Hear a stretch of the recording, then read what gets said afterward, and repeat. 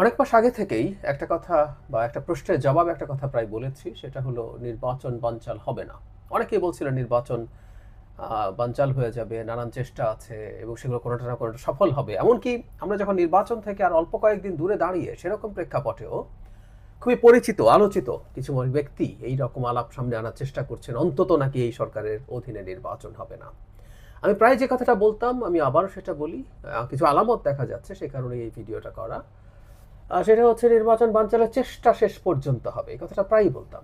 কিন্তু আমি এটাও বলতাম কোনো চেষ্টা শেষ পর্যন্ত সফল হবে না, অনেকগুলো হত্যাকাণ্ড করতে পারে প্রার্থীদেরকে, এরকম আলাপ করেছি। এবং আমি তাতেও মনে করি যে সেটাও নির্বাচন বানচাল করার জন্য যথেষ্ট হবে না। এর মধ্যে একজন ওসমান হাদিকে হত্যা করা হয়েছে। আমরা খুবই সৌভাগ্যবান এখন পর্যন্ত আর এরকম কোনো ঘটনা ঘটেনি, কিন্তু আমি উড়িয়েও দেই না। কিন্তু আমি মনে করি সেই ধরনের প্রেক্ষাপটে এটা সম্ভব না। কিন্তু যেটা হয়, ডুবন্ত মানুষের খড়কুটা ধরার মতো একটা কথা বলা হয় না, যারা নির্বাচন হতে দিতে চায়নি, বাংলাদেশে একটা স্থিতিশীলতা তৈরি হবে সেটা চায়নি, নির্বাচন বানচাল করতে চেয়েছে, সেই মানুষগুলোর কিছু চেষ্টা হয়তো হচ্ছে। আমি এই ক্ষেত্রে সরকারের এবং বিশেষ করে সেনাবাহিনীর, সরকারের সাথে সেনাবাহিনীকে আলাদা করে বলা নিয়ে একটা তাত্ত্বিক বিতর্ক করা যায়, এই বিতর্কটা আমি এড়িয়ে গেছি এই অন্তর্বর্তী সরকারের সময়। কারণ আমি মনে করি সেনাবাহিনী সরকারের আদেশে বা নির্দেশে দায়িত্ব পালন করলেও এক্সিস্টিং সময় তার একটা ডিফারেন্ট এন্টিটি আছে। দুটো ঘটনা, একটা হচ্ছে গতকাল যমুনার সামনে ওসমান হাদির তদন্ত, তার হত্যা তদন্ত করার জন্য জাতিসংঘকে চাওয়া হয়েছে ইনকিলাব মঞ্চের পক্ষ থেকে। আমি দেখলাম প্রধান উপদেষ্টা প্রেস সচিব এরকম কি কি যেন বলছেন, এটা নাকি তারা দেখবেন ইত্যাদি ইত্যাদি, বা তারা কথা বলবেন, দায়িত্ব দেওয়ার চেষ্টা করবেন। মানে জাতিসংঘ কোনো একটা দেশের অভ্যন্তরে একটা স্পেসিফিক খুনের তদন্ত করছে, মানে আমার জানা মতে নেই। হ্যাঁ, তারা খুব মেজর কোনো ঘটনা যদি ঘটে, যেমন শেখ হাসিনার ব্রুটালিটি নিয়ে, তার হিউম্যান রাইটস ভায়োলেশনস, তার ক্রাইম অ্যাগেন্স্ট হিউম্যানিটি, এগুলো নিয়ে তাদের মানবাধিকার হাই কমিশন রিপোর্ট করেছে, তদন্ত করেছে, দ্যাটস ফাইন। কিন্তু প্রশ্ন সেটা না, প্রশ্ন হচ্ছে ইনকিলাব মঞ্চ এখন কেন যাচ্ছে? একটা নতুন সরকার আসতে আর খুব অল্প কয়েকদিন সময় বাকি আছে, এরকম একটা চাওয়া তাদের কেন? নাকি একটা অস্থির পরিস্থিতি তৈরি করা? শুধু সেটা না, আমি খেয়াল করেছি এনসিপির লোকজন আছেন যারা অনেকে স্ট্যাটাস দিয়েছেন, শেয়ার করেছেন, সংহতি প্রকাশ করেছেন। জনাব নাসিরউদ্দিন পাটোয়ারি সেখানে গিয়ে সংহতি প্রকাশ করেছেন। আমি আবার কাউকে কাউকে এনসিপির ইলেকশন করছেন এরকম আহ্বান জানাচ্ছেন, ঢাকার আশপাশে যারা আছেন তারা যেন যমুনার সামনে চলে গিয়ে সেই অবস্থান কর্মসূচিতে অংশগ্রহণ করেন। এবং নানান রকম লোকজন, বিএনপিতেও বেশ কিছু গুপ্ত লোকজন আছে, আমি তাদের কাউকে কাউকে আবার বিচার দেরি হয়ে যাচ্ছে, এখানে কিছু করা উচিত, মানে তারা বিএনপি বিএনপি ভাব ধরেন, ইলেকশন খুব হওয়া দরকার বলে মনে করেন, কিন্তু আবার এটাও করেন। সুতরাং বিএনপির এই ব্যাপারগুলো সম্পর্কে কেয়ারফুল থাকা দরকার হবে। আরেকটা ঘটনাকে আমি এটার সাথে একসাথে মিলিয়ে দেখতে চাই, সেটা হলো আজ সকালে পে স্কেল যেটা সুপারিশ করা হয়েছে সেটার বাস্তবায়নের দাবিতে পুলিশের ব্যারিকেড ভেঙে যমুনায় যাওয়া হয়েছিল। For the time being police সেটাকে ছত্রভঙ্গ করে দিয়েছে, এটা একটা প্রশংসার ব্যাপার। শাহবাগে এসে তারা আবার এখানে অবস্থান করেছেন, আরও বিভিন্ন জায়গায় ছড়িয়ে ছিটিয়ে গেছেন।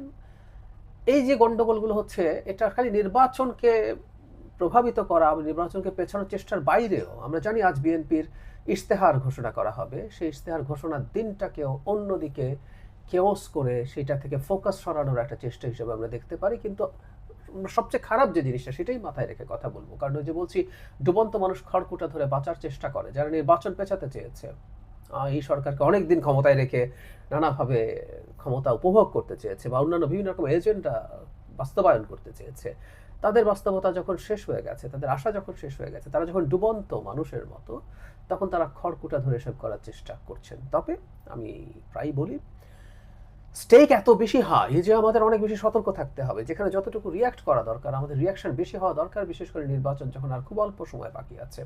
এই ক্ষেত্রে আমি সেনাবাহিনীকে খুবই গুরুত্বের সাথে এই ধরনের সিচুয়েশন হ্যান্ডেল করতে আহ্বান জানাই। প্রয়োজনে যতটা টাফ হওয়ার তারা টাফ হবেন। ওসমান হাদির বিচারে খুব খারাপ গতি আছে আমি মনে করি না। সরকার তার ঘোষিত টাইম ও ফ্রেম অনুযায়ী চার্জশিট দিয়েছে, বিচারিক প্রক্রিয়া চলবে, তাহলে অহেতুক কেন এটা? আর যদি থাকেও তাদের কোনো বক্তব্য, সেটা পরবর্তী নির্বাচিত সরকার, টেকনিক্যালি বলি না, সরাসরি বলি, বিএনপি নির্বাচিত হতে যাচ্ছে, বিএনপি সরকারের কাছে গিয়ে তারা তাদের দাবি দেওয়া জানাক, সেখানে বিএনপি আশা করি আমি বাংলাদেশের ন্যায় বিচার নিশ্চিত করার স্বার্থে এই বিচার তার নিয়ে তারা কাজ করবে। শুধু ওসমান হাদির বিচার না, ওসমান হাদির জীবনকে আলাদাভাবে দেখে একজন নাগরিক যিনি হত্যাকাণ্ডের শিকার হয়েছেন বা কোনো ফৌজদারি অপরাধের শিকার হয়েছেন তার বিচারকে হালকা করে দিতে আমরা চাই না। ভবিষ্যতের বাংলাদেশে প্রত্যেক নাগরিক ইকুয়াল রাইট নিয়ে তার উপরে ঘটা যে কোনো অপরাধের বিচার পাবেন সেটা আমরা দেখতে চাই।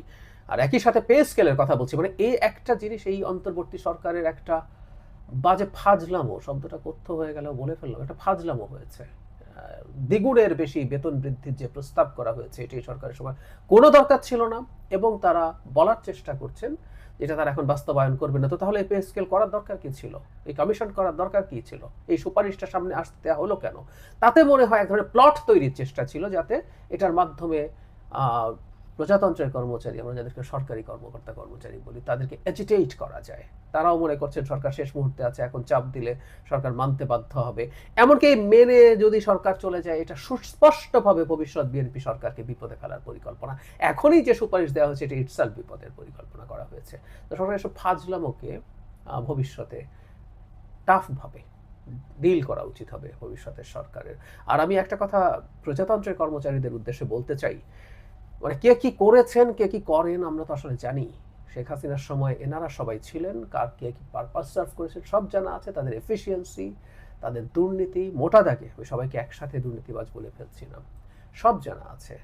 বাংলাদেশের মতো একটা দেশের এই ক্রাইসিসের সময় তারা যখন এই ক্রাইসিস তৈরি করার চেষ্টা করেন, বাংলাদেশের গণতান্ত্রিক যে ট্রান্সফরমেশন, গণতান্ত্রিক যে অগ্রযাত্রার মুখোমুখি আমরা দাঁড়িয়ে আছি সেটা যদি তারা ইন্টারাপ্ট করতে আসছেন ফর শিওর, তারা যদি নিজের ইন্টারেস্টেও আসেন, এটা এইখানে ঝুঁকি তৈরি করছে এটুকু বোঝার জ্ঞান তাদের থাকা উচিত।